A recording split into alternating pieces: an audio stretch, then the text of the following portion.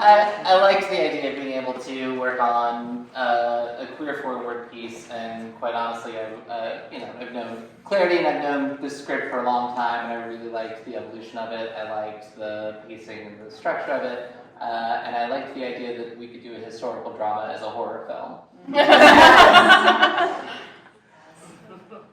This ensemble, which is like such a beautiful and unique organism. So there was that unspoken, which I created. So for you all, as queer artists, how does this piece speak to you at this particular moment in time? I mean, it's so incredibly relevant in the absolute worst way. Is what I've been talking. Is how I tell everybody. It's kind of crazy that we found ourselves with this kind of confluence of doing this show at a time where it's like, of course we're doing this show right now. And when we were all asked to do this show, we had no fucking clue that the world was going to turn upside down and the country was going to look the way that it does now. And so it's been a very interesting kind of development, and I think it's impacted at least my journey. Show. It definitely strives to make sure to include that liberation for anyone will not be included if, a certain group of people is not, I think it hits the point of intersectionality when Carrie talks about it, and I think that's very important. As a queer woman of color, I very much make sure that people know that we exist and our liberation is just as much as everybody else's liberation, So it just felt really nice to have that moment too. Yeah. And for me, I keep coming back to one of Jill's lines, which is, you resist as much as you're able. No one needs to be superhuman. And I've gone home from rehearsal many nights and turned off the news and told myself, no one needs to be superhuman. Yeah. I think sometimes we can stop ourselves from doing anything because of the fear that we can't do everything. Yeah. It's the call to action continues to resonate for me because the powers that be don't want you to know the amount of power and the amount of control that you do have and the amount of say you do have. Because the more that you know your own rights and you know your own power, you become a danger, you become a threat to them. And so it's a nice reminder that even just you can resist by knowing the rights that you do have. Yeah, and something that was important for me, and it was kind of a thing that was regardless of what administration had happened to happen, talking about the history. Like, this is real. This happened. 60 years ago to the day. 50 years. He's right, the 50 year, I think so. The 6th to the 8th. So we're right in the middle of the grand jury hearings. And it was just this, like, for me, it was so important to, because, you can talk to younger queer kids today and hearing them talk about have not experienced the same kind of discrimination and prejudices that I did when I was younger, and that's awesome. Like, that's amazing. But getting to show that this is something that people really did go through, even though we are glad that some things are so much better, but depicting the ugly bits in a safe space and making sure art is was really important to me. And then, of course, everything, the world became what it is. And it has like more levels and layers stacked on top of it. I want to make sure you all can certainly keep talking, but I feel like that is an excellent bridge to the audience. I know we have some Louisville Youth Group members with us tonight. We've got some young folks in the audience, and not just you all, but like the whole room. I am curious to ask you all, how does this piece land with you in this moment in time? I'd like to say something. First of all, I want to congratulate my wonderful daughter-in-law, V. Unwin. I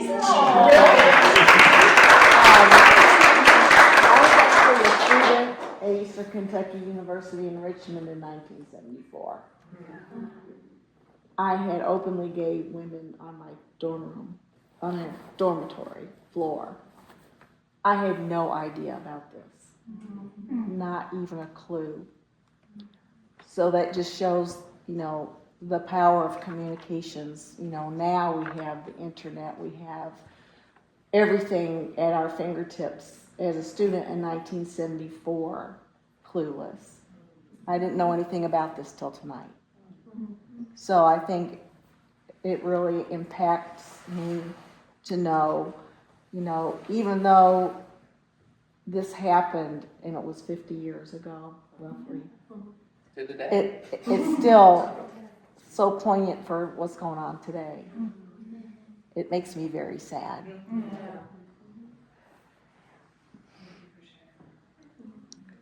I think it shows, even the terrible things that they went through in activism, having community and being strong together is, there's more power when everyone, bands together than when you stand alone. No.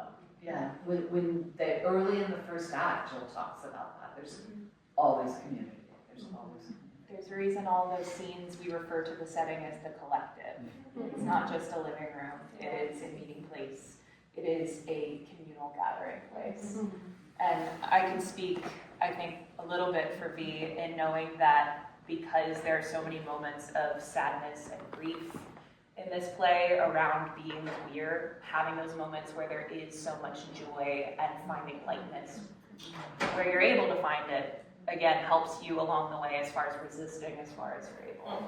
And that's been reflected in our process as well. I mean, with the content of the material that we've been working with, but also a reflection of how we're processing what's going on in the world, being able to come together every night and be in community with the immense amount of information that is available to us through the internet. It can be so overwhelming at times.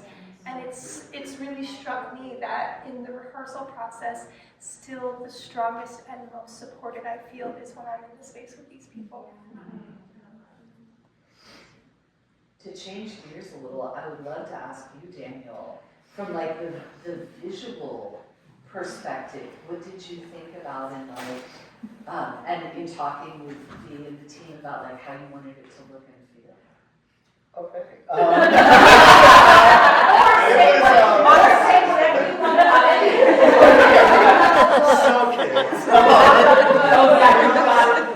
Okay, so everything was meant to be, set in the 70s, so there was a lot of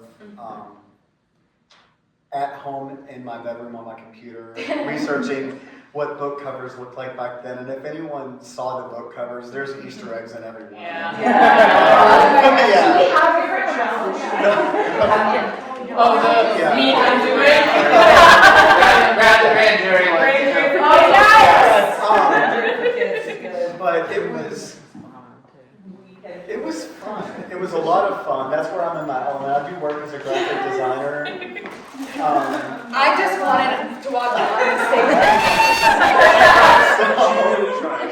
This is my favorite. Ellie, will you read this title for us? Yeah.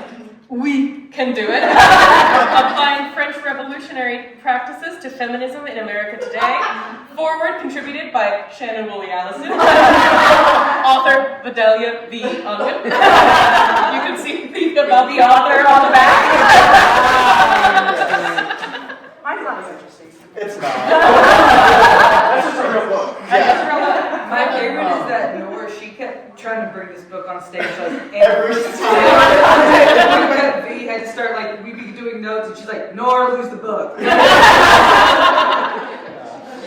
So I was at the first table read, and the script is powerful on its own, and then fast forward maybe 3 weeks later, I sat in on a rehearsal, and suddenly these characters were alive, and then I feel like I've gotten to know the characters so well. I relate to Carrie's character. It's crazy, like this weird, kind of painful, serendipitous thing. I turned 40 on Sunday.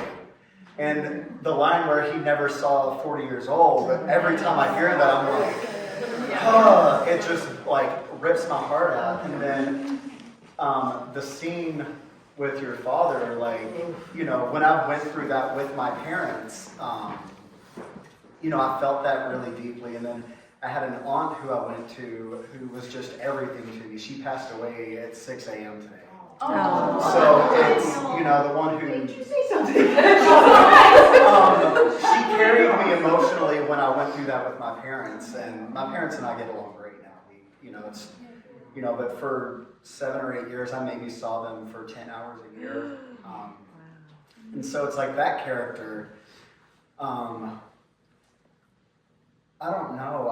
I feel like in some weird way, it's like I feel resolution for, you know, the real Carrie, because I'm like, you know, there is happy endings for some people. So I'm just, this got me through it pulled me out of a really bad emotional slump and mental health slump being a part of this show, so I was really grateful to be involved in whatever way I could. And you all, let's look at this phone back here. Oh.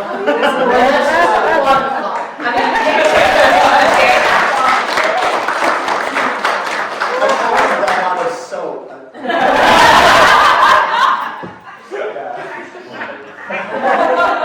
I think we've got time for some questions. If you all have questions or things, yeah. I really enjoyed your choice of music. I think Yes, it was awesome.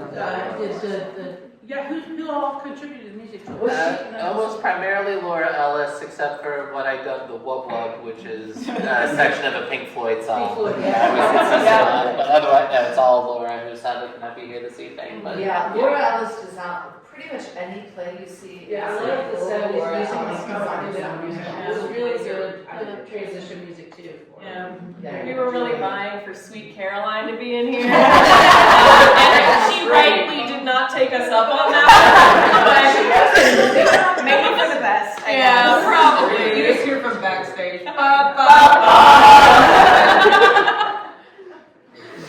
Damn it, every time.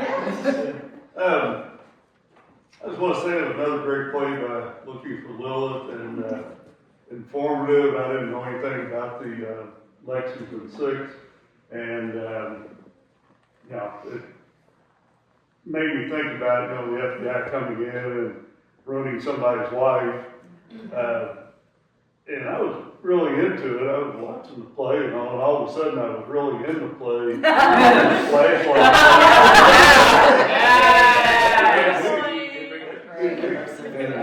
So I really enjoyed the play. Great job. Thanks. Yeah, I think my favorite line of the whole play is, do you know Tanya? Do you know Tanya?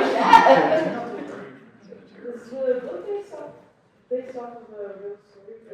It's all true. Yeah, Real stuff. all real stuff. And funny enough, me and Abby, we actually took a trip to Lexington this last weekend and visited a lot of the places that this story took place in, including the courthouse where the trial was held, the grand jury was held.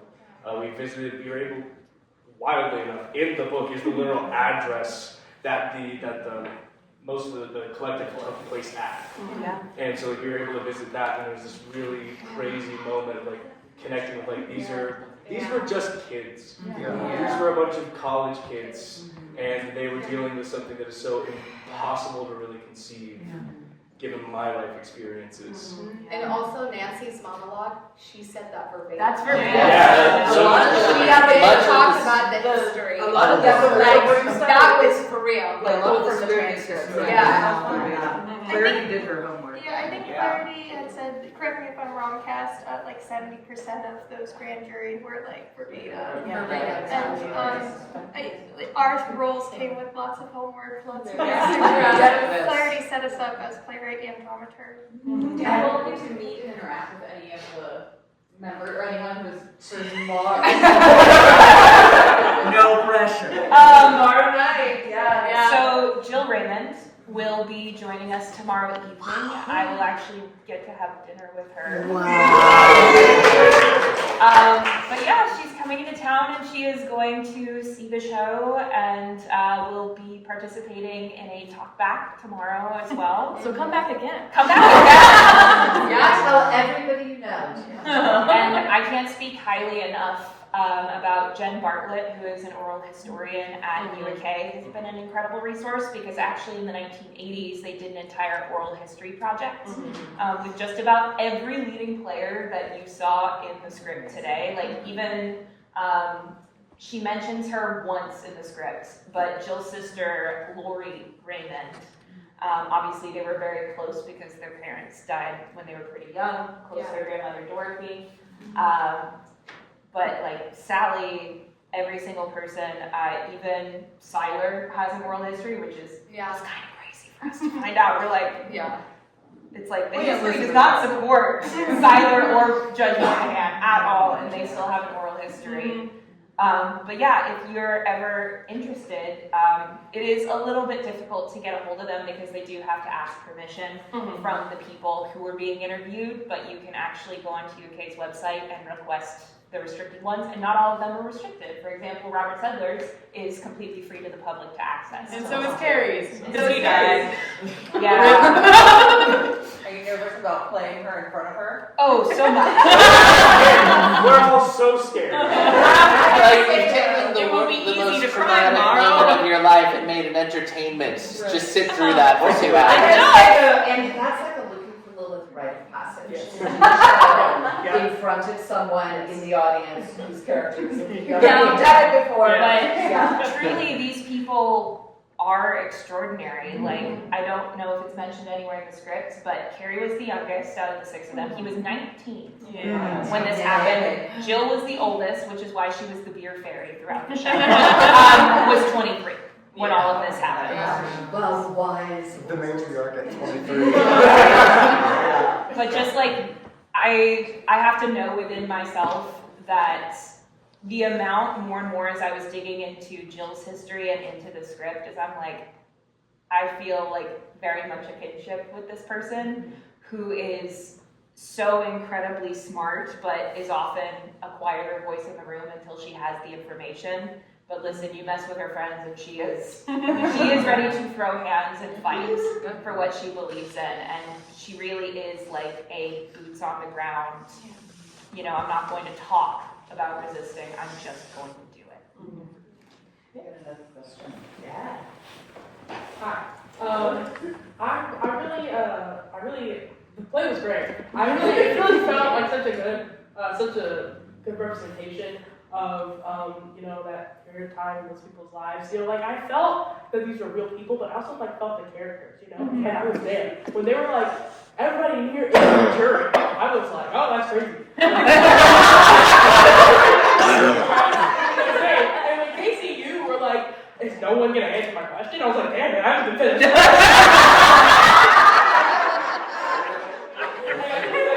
The audience, like, not participation, but like the involvement. It was like if you weren't already in the story and invested in these characters, you would have definitely been.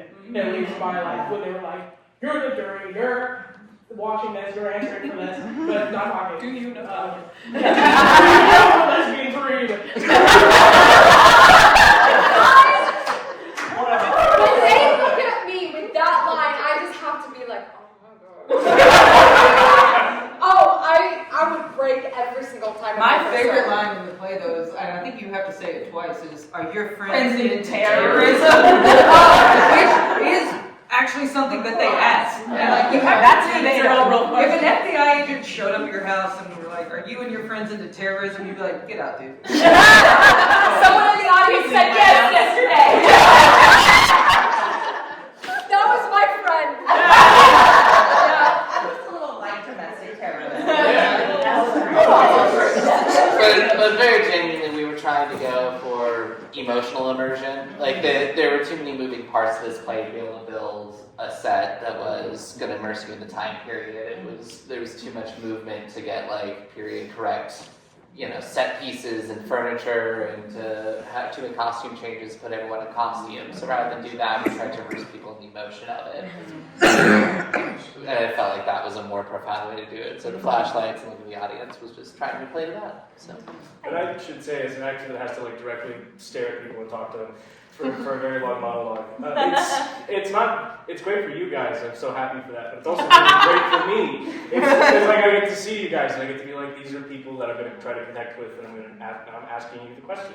If somebody answered it, that'd be great. I don't know what I do, but it'd be great. As many times as I've done that scene, tonight was the first time I was like looking at the audience after that, and I'm like, none of you are talking. You're not answering the question, and like that was really poetic to me, and I literally just felt that in my soul, where it was like, are you going to be the one to say something? And like that was something like in just. It's a lot of pressure to put on you guys. I can help you take that with you. Think about that. Mentality. Yeah. No one's gonna speak up until one person does. I had to fight her to say something because I'm allowed now. Thank you for that. Well, like, there's also the social expectation that, like, we as the audience, like, we're not supposed to participate in the show. And I think that kind of speaks to, like, as a society, there is that kind of herd mentality that, like, oh, like, we're not supposed to speak up, and we're supposed to just. So I think that was a really smart choice to, like, are you going to say something? And it kind of does speak to that, like, well, maybe I shouldn't say it. I am the person to say something. You know, so like, I think it kind of mirrors that. I said I've been given the script. I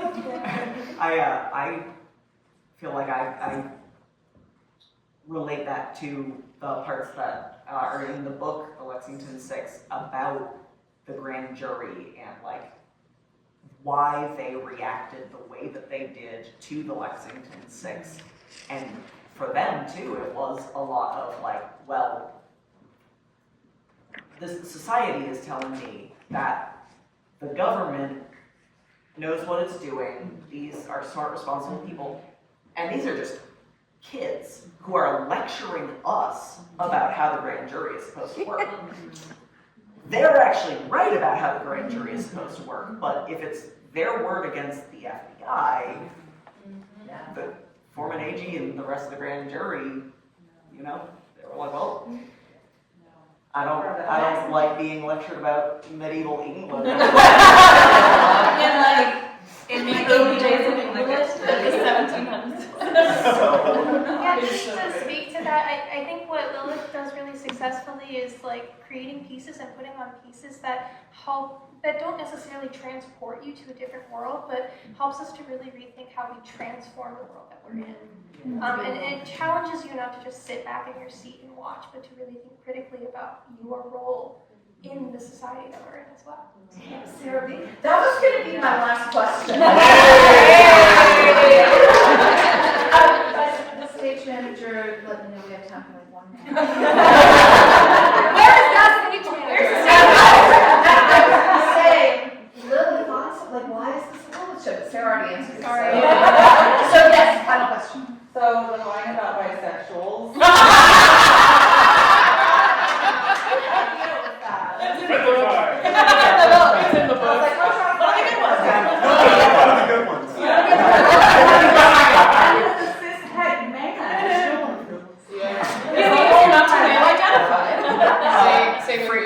It's all good. No joke, that line was the reason that I signed up for the show. That does not take away that you are fine. That line was the reason that I signed up for the show. They asked me if I wanted to be in it. I read the script and I read that line. I started cackling. And that makes all the truly, like the things that you think to yourself, oh, this is too ridiculous to be real. Carrie taking his shirt off in the courtroom. That happened? No, I just did that for fun. That was your mistake. That whole thing was it.